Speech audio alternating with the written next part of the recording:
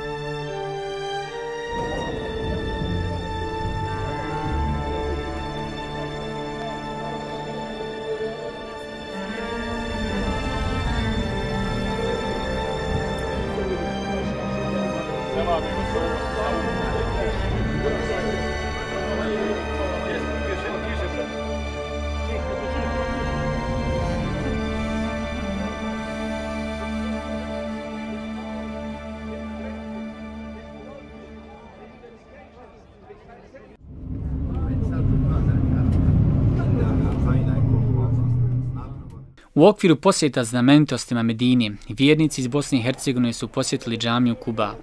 Naime, poslanik u vrijeme hidže iz Mekke u Medinu stigao u predgrađe Medine u ponedjeljak 12. Rabiul Evvela i izgradio prvu džamiju muslimana danas poznatu kao Kuba.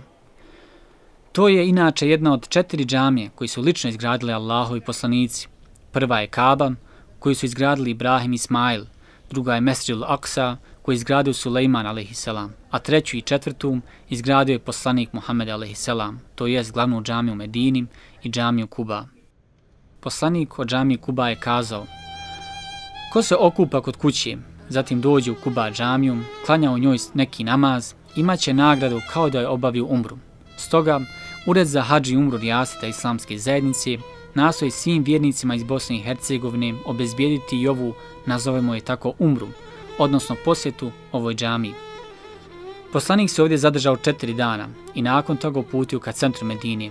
U blizini ove džamije nalazi se Senijetul Veda, brdski put na kojem su ensari, odnosno stanovnici Medine, dočekali poslanika a.s. kada je činio hidžu iz Mekke u Medinu. Poznata je Lahja, Tala al-Bedru alejna, i danas je među najpoznatijim u muslimanskom svijetu.